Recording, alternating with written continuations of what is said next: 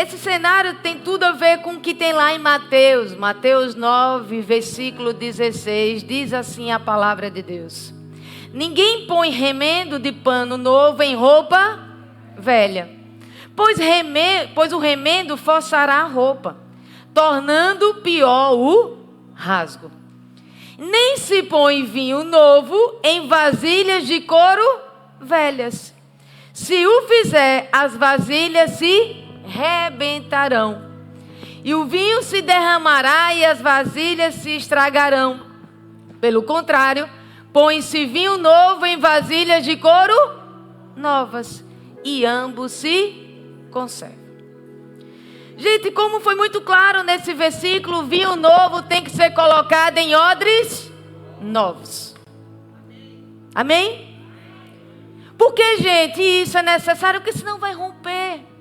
Essa estrutura, né, que ela é feita de couro no original, ela tem uma certa elasticidade que vai suportando com a fermentação do vinho, mas vai chegar um limite. E se você botar em um odre que já está no limite dele, vinho novo, aí vai fermentar e aí esse odre não vai suportar. O novo de Deus é do mesmo jeito.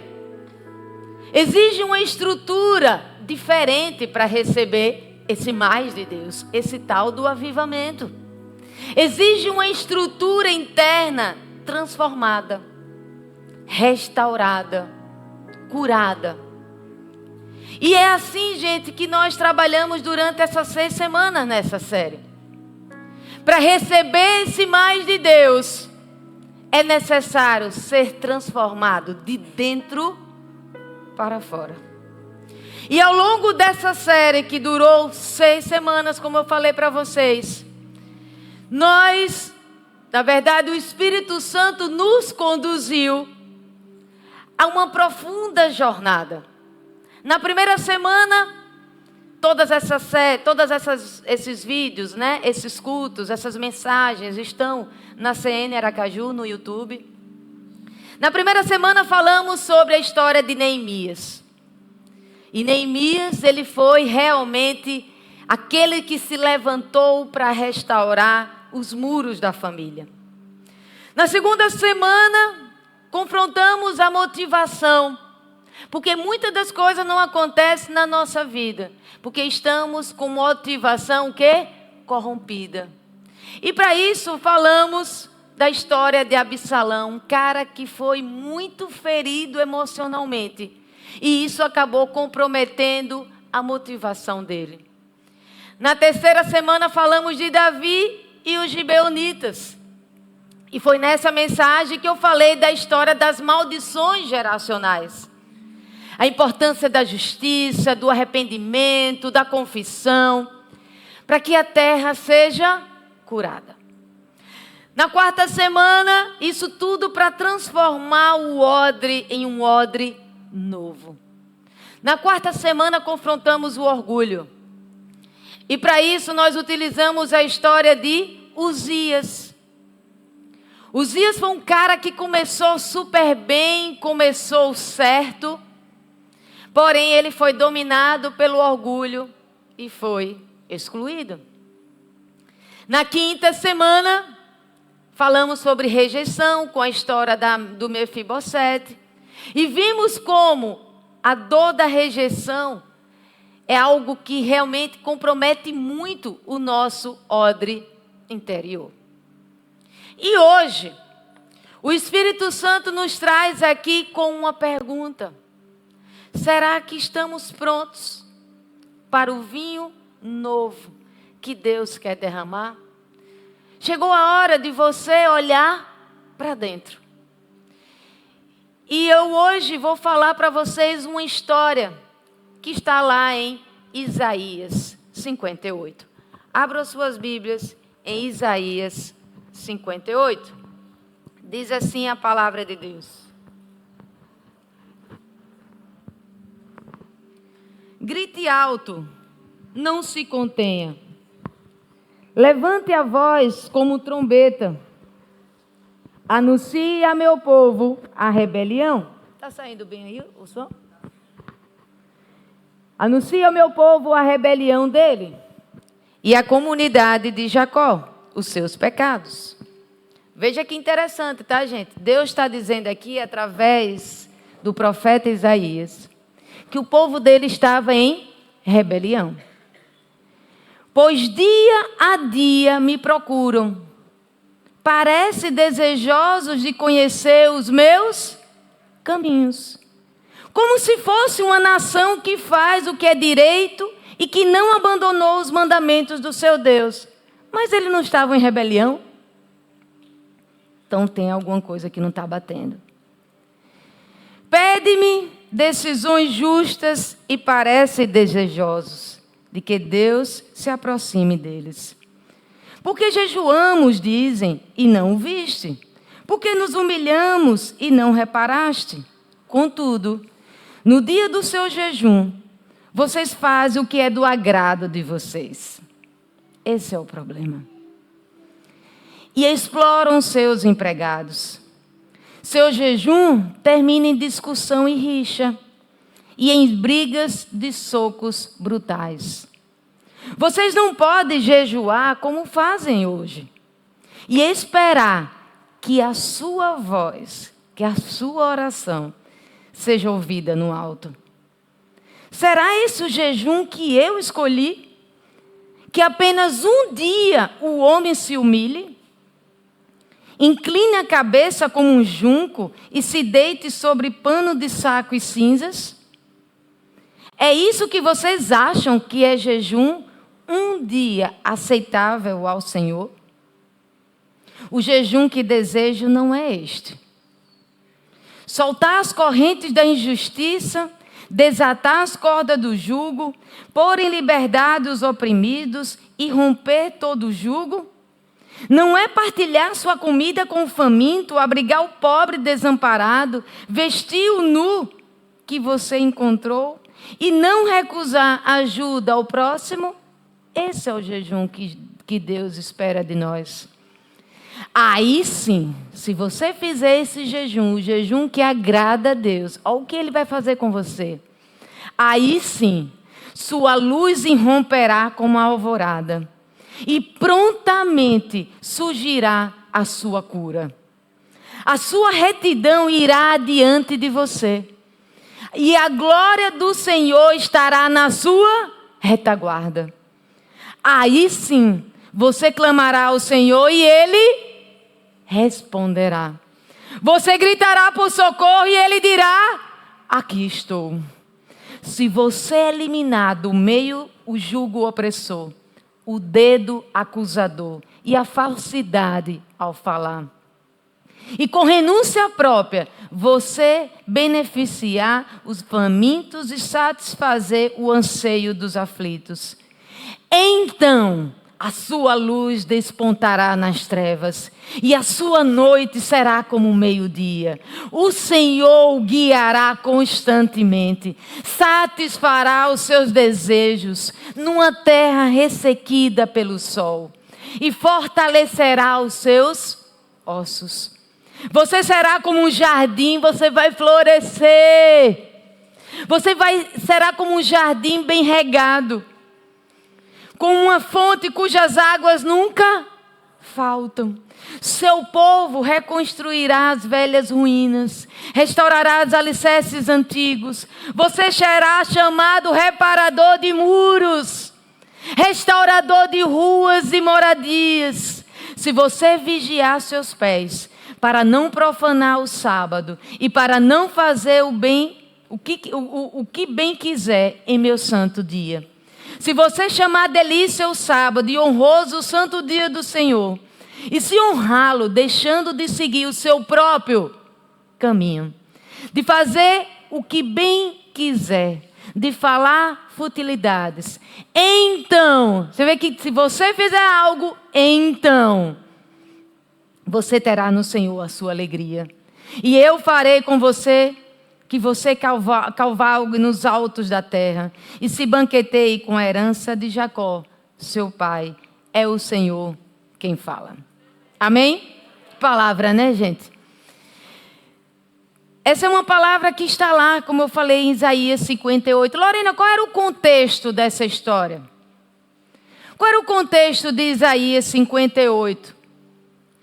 O capítulo de Isaías 58 está inserido justamente num contexto pós-babilônico. O povo de Jerusalém tinha ido cativeiro durante 70 anos para a Babilônia.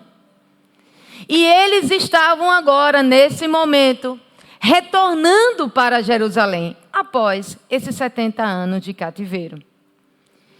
Esse povo, gente, havia retornado para Jerusalém, como qualquer um de nós, em situações de opressão, de cativeiro. Com certeza esse povo estava muito o quê, gente? Machucado. Machucado no físico, machucado na alma, machucado no espírito também. Então eles estavam por muito tempo, 70 anos oprimidos. Então eles estavam com a identidade, com a dignidade deles bastante abalada. Só que agora eles estavam o quê? Voltando para Jerusalém. E a esperança deles era o quê? Agora Deus vai restaurar tudo. Estão me acompanhando, gente? Só que eles, quando chegam em Jerusalém, encontram a cidade em ruínas. Encontram um templo por reconstruir, para ser ainda reconstruído. E principalmente, que é mais o que Isaías fala nesse capítulo, uma espiritualidade ferida e confusa. E assim como esse povo de Judá nesse tempo, que saiu do exílio com grandes expectativas, muitas vezes somos nós, que estamos saindo de contextos de Babilônias pessoais. Lorena, o que são Babilônias pessoais? Um contexto de dor, um tempo de sofrimento, um tempo de decepção, de humilhação, de perdas. Acreditando agora, porque estão dentro da casa do Senhor, que o Senhor iria o quê? Restaurar instantaneamente. Não é assim. Estão aqui dentro da igreja, mas continuam quebrados. Dentro da igreja, mas com a identidade que ainda não foi restaurada. Uma fé que não pode vir um vento mais forte, porque é uma fé fragilizada. E muitas vezes, por conta dessa ausência de mudança de vida, entra no processo de frustração. E aí cai num risco muito grande, que é o risco dos rituais religiosos. Aquela espiritualidade mecânica. Eu vou para a igreja todos os domingos, todas as quartas, faço escola bíblica, faço isso, mas não tem mudança de vida. Não tem transformação por conta do Evangelho. E nós vamos passear nessa história. Passear em todo esse contexto de Isaías 58. Vamos lá para o versículo 3, diz assim: porque jejuamos, dizem, e não o viste. Porque nos humilhamos e não reparaste. Isso é o povo lá questionando a Deus. Aí Deus diz: contudo, no dia do seu jejum, vocês fazem o que é do agrado de vocês. E exploram seus empregados. Qual é o diagnóstico espiritual aqui? O povo estava envolvido tão somente em quê? Atividades religiosas. Jejuavam, oravam, mas eles não se permitiam ser tratados por Deus no interior de cada um deles. Pareciam piedosos, só que eles queriam tão somente as bênçãos por essas práticas religiosas. E Deus foi muito claro nessa palavra que não é esse o caminho que Ele se agrada. Não é sobre vir para a igreja e ter a vida sem transformação. O jejum que agrada a Deus é aquele onde você vai ter uma transformação interior. O jejum que agrada a Deus é Ele ver você arrependido e fazendo os caminhos de volta. O jejum que agrada a Deus é você com a vida reta, com a vida íntegra. É esse o jejum que agrada a Deus. Então tinha um confronto aí entre um contexto de espiritualidade e o próprio caráter deles. Eles jejuavam, mas exploravam os trabalhadores. Eles jejuavam, mas terminavam o jejum deles em discussão, com rixas, com brigas. Mantinham um coração egoísta, endurecido. Praticavam a religião, mas não permitia que essa religião transformasse os corações. E Deus chamou a atenção através do profeta Isaías. E assim como esse povo de Judá, do Isaías 58, muitos hoje vivem assim dentro das igrejas, com ativismo religioso, sem rendição interior. Sem realmente focar no que precisa ser focado. Não é sobre obras. Não são obras externas que agradam ao Senhor. O que agrada ao Senhor é um coração rendido. Não adianta jejuar e você sai daqui e maltrata a sua família. Não adianta orar e você sai daqui e é impaciente. É crítico, é rancoroso, guarda mágoa, guarda ressentimento. Não adianta. Muitos ministram inclusive a palavra de Deus, mas guardam orgulho, guarda ciúme, guarda inveja. Falam que não tem quem bata nisso, falam perfeitamente sobre amor. Servem na igreja, mas não conseguem perdoar. Como é isso? Deus está chamando a atenção da igreja. Assim como mostra aqui em Isaías 58, Deus estava chamando a atenção do povo dele. Vocês parecem prontos. Parece que são as pessoas mais prontas, os odres mais renovados. Mas ainda estão se deparando, carregando rejeição, carregando amargura, carregando culpa, controle, manipulação, porque não trata das suas feridas. Religião, gente, sem transformação é uma anestesia para a alma. Não vai bater no teto, não traz mudança. Está dando para entender, gente? Então, quando usamos as práticas religiosas, não quer dizer que as práticas sejam ruins, amém, gente? É importante você orar, é importante você jejuar, é importante você ter a sua vida com Deus, mas se você não tratar da sua alma, se você quiser substituir isso pela cura das suas emoções, você cairá num ciclo de esforço espiritual. Só que é um esforço espiritual sem fruto. De rotina sem restauração. De performance que não liberta. Qual é o jejum que vocês estão fazendo? O que agrada a Deus ou o que agrada a vocês? Vocês têm que se perguntar no seu interior. Em Isaías 58:6 diz assim, aí Deus vai dizer, pois bem, deixa eu dizer a vocês qual é o jejum que me agrada.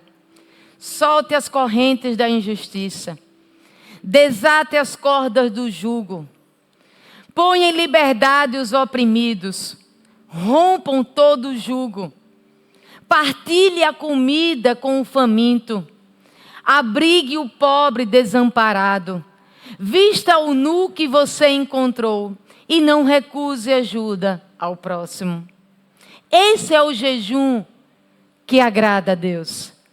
Depois de confrontar a espiritualidade superficial nos primeiros versículos, Deus agora revela o tipo de espiritualidade que Ele se agrada. Gente, na verdade, o verdadeiro jejum é a sua transformação em ação. Todo mundo entendeu isso? Então, quando você é transformado, você vive a partir disso. Você é tão grato pelo que Deus fez na sua vida. Vocês concordam comigo que no fundo, não deveria precisar de ofertório? Desse momento do ofertório? Porque Deus lhe deu já. E nós deveríamos ser gratos e automaticamente. Isso é o jejum em ação. Pela gratidão do que Deus fez nas nossas vidas. Então, quando Deus diz, desate as cordas do jugo, Ele está dizendo, tem coisa aí, tem prisão emocional aí. Tem ferida que ainda não foi tratada. Tem orgulho que está aí mascarado nos seus pontos cegos. Tem mágoas profundas que você só está aqui se retroalimentando nos seus ressentimentos. O jejum verdadeiro, gente, é aquele que confronta. É aquele que vai lhe colocar diante daquele que lhe controla por dentro, que são as suas emoções. Então, quando você é confrontado e você decide fazer o jejum que agrada a Deus, automaticamente vem perdão. Não tem como você... Hoje pela manhã uma irmã disse, Lorena, resolvi encarar uma realidade com uma vizinha minha. Por conta disso, eu não estava enxergando que aquele meu comportamento com ela não estava agradando a Deus. Porque tudo isso, gente, são coisas sutis. Não pense que é coisas drásticas que vocês vão ter que fazer. São coisas, às vezes, pequenas do dia a dia que você vai precisar fazer. Porque se você não fizer, você vai estar desagradando a Deus. E continua tão somente se auto-agradando. Então você vai ter que fazer uma autoanálise das suas motivações, por exemplo. Por que vocês estão aqui? Quais são as suas motivações? Por que vocês gostam tanto de controlar situações, manipular pessoas? Isso tudo não é o jejum que Deus se agrada. Quando Deus diz, ponha em liberdade os oprimidos e rompam todo o jugo. O jejum que agrada a Deus é aquele jejum que vai confrontar e quebrar alianças com o pecado. É o jejum que vai contra os padrões opressores e cativos. Tem muita gente aqui que tem pactos inconscientes com a dor. Elas estão tão acostumadas com a dor que ela não quer sair desse lugar. É sempre na autopunição, se culpando. Deus perdoou, as pessoas perdoaram, mas não, fui eu. Você está aprisionado a você mesmo. E Deus diz, liberte os oprimidos. Rompa com todo o jugo. Com as culpas, com os votos, com medo. Tem pessoas que estão aprisionadas ao medo, medo de chuva, medo de sol, medo da noite, medo do frio, medo de comer, medo de faltar. Vocês precisam romper com esse jugo. Esse é o jejum que agrada a Deus. Quando a palavra diz lá, partilhe sua comida com o faminto, abrigue o pobre e o desamparado. O jejum que agrada a Deus é aquele que você torna-se a resposta para o outro. Esse é o jejum que agrada a Deus. Quando você, por compaixão, por misericórdia, Deus me deu tanto e eu preciso ser misericordioso com o outro. Repartir o pão, seja que pão for, não é só o pão financeiro, é um pão emocional. É o pão espiritual. Compartilhe com o outro o que Deus vem fazendo na sua vida. Bênção só é bênção quando ela é compartilhada. Você precisa entrar nesse caminho, ajudar o necessitado, acolher aqueles que precisam, tornar visível os invisíveis. O novo odre, gente, é aquele que vai receber o vinho novo. É um odre generoso. É um odre sensível, compassivo. É um odre pronto para dizer: Espírito Santo, pode vir. Pode derramar mais, porque eu estou doida para compartilhar. É assim.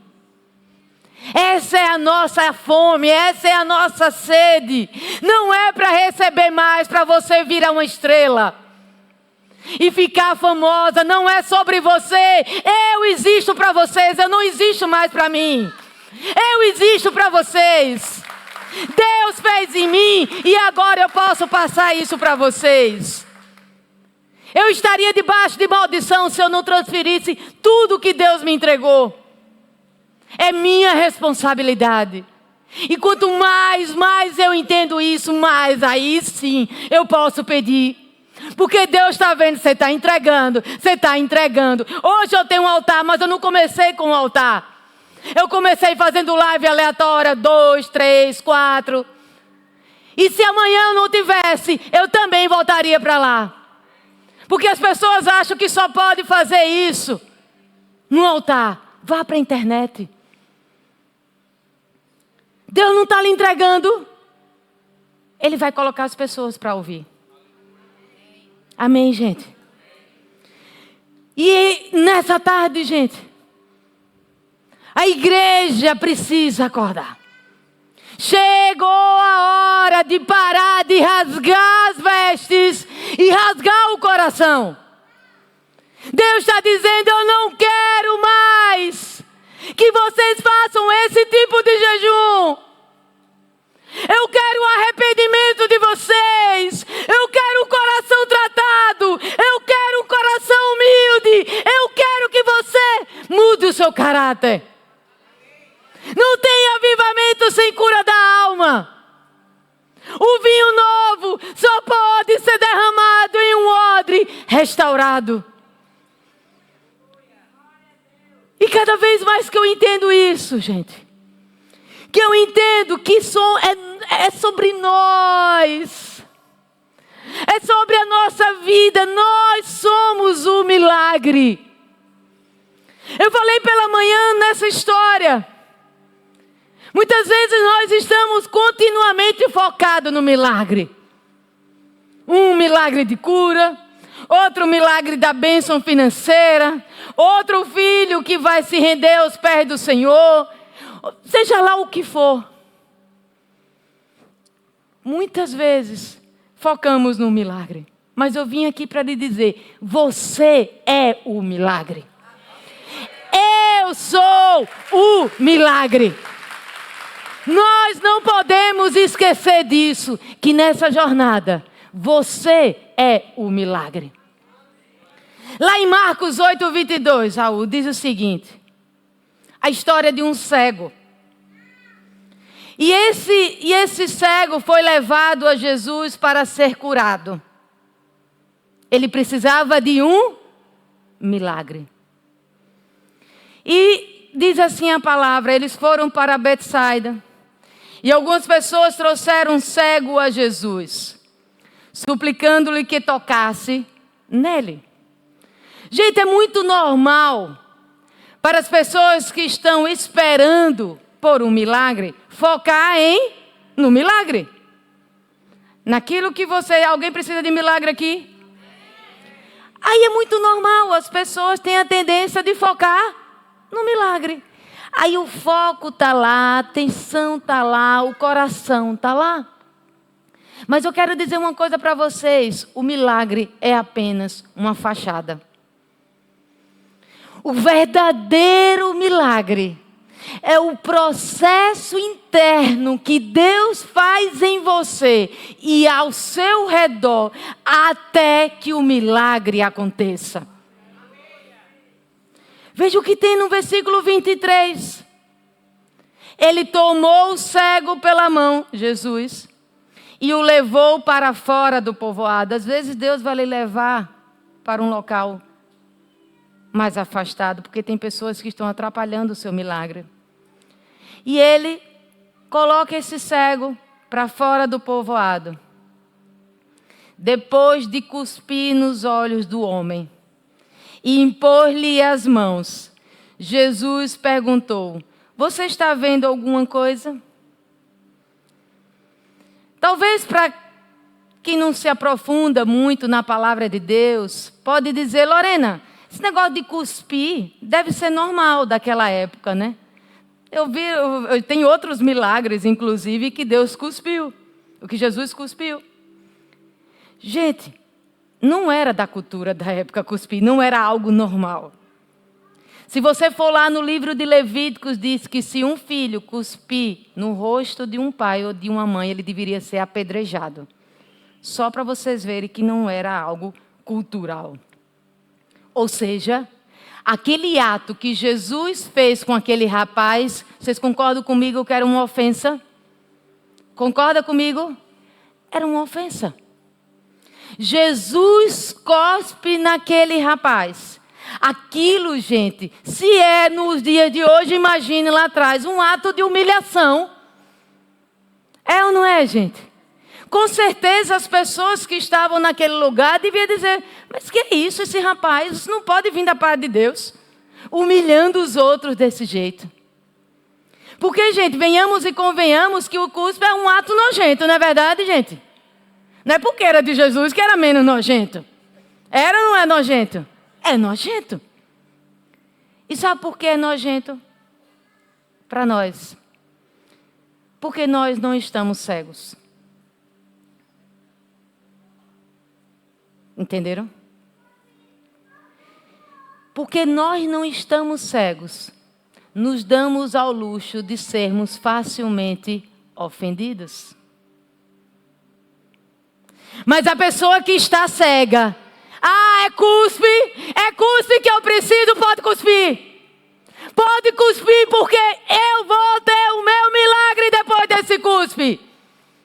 Aquele cego, ele não queria saber mais de nada, pode cuspir. Mas não me deixe sem enxergar. E é assim que nós vamos precisar. É para humilhar, pode humilhar. Se é para dizer, pode dizer. Se é, eu tenho que perdoar, eu vou perdoar. Mas eu quero o meu milagre. É isso, gente. Nós não podemos ficar nesse mimimi. Mas foi ele, querendo ter razão de tudo. Mas foi ela, mas foi ele. E você está perdendo o seu milagre. Vocês entenderam agora que o milagre sou eu? O milagre é você. O milagre foi o rapaz aqui. Para ele receber do milagre, ele precisou ser humilhado. Ele precisou passar por processos de ofensa. Mas ele se manteve. E ele se tornou o milagre. Amém, gente? É isso que eu preciso que vocês entendam.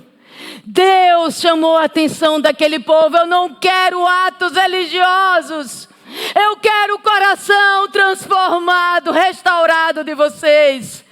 Se precisar cuspir, pode cuspir. Se precisar se humilhar, pode se humilhar. Mas submeta-se à voz de Deus. Não perca o seu milagre. Porque aí vem Ministério do Louvor. Porque aí vai vir a recompensa. Aí a palavra começa a encher de recompensa. Versículos lá do 8 até o 14.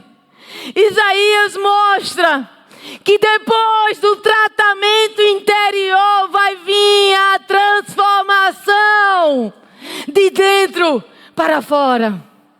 Olha que versículos poderosos, o versículo 8.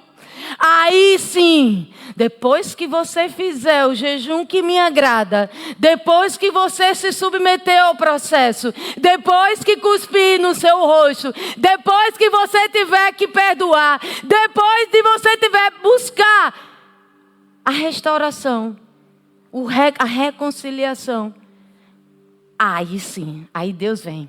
A sua luz irromperá como a alvorada. E prontamente surgirá a sua cura. Prontamente vai vir acelerado a sua cura. A sua retidão irá diante de você. A glória do Senhor estará na sua retaguarda. Aí sim, você clamará ao Senhor e Ele responderá. Você gritará por socorro e Ele dirá: aqui estou. Se você eliminar do meio o jugo opressor, o dedo acusador e a falsidade do falar. Ou seja, gente, vai vir tudo mais rápido. A cura vai vir. Se você prontamente for tratar o seu orgulho, se você prontamente for tratar a sua rejeição, se você prontamente abandonar sua motivação corrompida. E aí, não bastando um pouco, olha o que diz o versículo 12, gente. Seu povo reconstruirá as velhas ruínas e restaurará os alicerces antigos. Você será chamado reparador de muros, restaurador de ruas e moradias. Aqueles que passam por cura se tornam agentes de cura. Não queira curar ninguém se você ainda não foi curado. Você não vai conseguir, você vai estar na sua força. Deus está formando uma geração que quer e precisa estar no caminho, construindo pontos, restaurando famílias, restaurando relacionamentos, restaurando ministérios. Mas primeiro, tem a sua cura. A sua missão é ser restaurado. Porque aí sim, gente, quando você é restaurado, aí sim, você está pronto para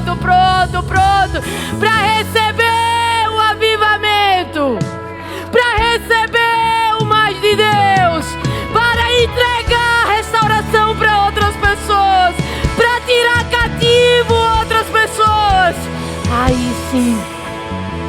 Aí sim, gente, você vai sair de uma posição e vai para outra posta. Você vai sair de cativo e vai para libertador. Eu era uma cativa e hoje eu sou uma libertadora. E você vai sair de uma posição de quebrado e você vai para sair. Você é aquele que conserta. Você vai sair de órfão e vai ser um pai e uma mãe espiritual de outros. Mas para isso você precisa deixar tratar. Deixa tratar, vai doer, mas vai passar. Porque no final, quando você estiver tinindo, olha o que diz o versículo 14. Então, você terá no Senhor a sua alegria. E eu farei com que você cavalgue nos altos da terra. E se banqueteie com a herança de Jacó, seu pai, pois é o Senhor que fala. Nossa, gente, quando nós estivermos nesse lugar, nós estaremos vivendo a plenitude de Deus, o deleite tão somente no Senhor. Vidas que estarão em outro nível, não mais dominada pelo medo, não mais dominada pela culpa, não mais dominada pelo trauma, mas sim vivendo nos altos níveis da terra. Agora, o que a palavra diz? Você se torna a herança de Jacó. Tudo que foi prometido para o povo de Deus passa a ser acessível para aqueles que foram curados e se renderam o coração. Amém. Aplauda o Senhor, isso merecia um aplauso. Aplauda o Senhor. Nessa manhã, gente. Desculpe, dessa noite. Hoje pela manhã, nós entregamos um símbolo. Que foi um frascozinho com suco de uva. Não é para beber, tá? Com suco de uva para simbolizar esse tempo novo que está chegando na sua vida. É um ato profético. Vocês vão receber, diáconos podem entregar para eles. É um gesto simbólico, mas com fé, isso passa a ser um selo profético do que Deus já está fazendo na sua vida. Durante toda essa série que nós vimos, e vocês podem ver na internet depois, nós finalizamos com Isaías 58. Isaías nos mostra, não é sobre performance. Não é sobre performance espiritual. É sobre cura. É sobre transformação. E aí sim vai vir o avivamento do Senhor. Então somente para aqueles que rasgam o coração, que não estão preocupados com a aparência. Eu fico imaginando como Davi dançava quando ele com a esposa Mical, criticando ele devia ser todo desengonçado, mas ele não estava preocupado, porque ele queria tão somente adorar o Senhor, sem religiosidade, enfrentando as dores, mas permitindo que Deus reconstruísse os seus odres. É sobre isso, gente, que vocês possam estar trilhando esse caminho, porque a palavra, leiam novamente Isaías 58. A palavra é muito clara, ele diz assim: contudo, no dia do seu jejum, vocês fazem o que é do agrado de vocês. E ele coloca, é isso que vocês chamam de jejum? Um dia aceitável ao Senhor. É como se ele dissesse, você acha mesmo que é isso que me agrada? Que nós possamos estar tratados por Deus, com o coração restaurados. E eu quero orar com vocês. Pegue o que todo mundo já está com o vinhozinho, o suco de uva. Pode ficar em pé no seu lugar. Vou pedir para as meninas cantarem aqui, enquanto todo mundo recebe.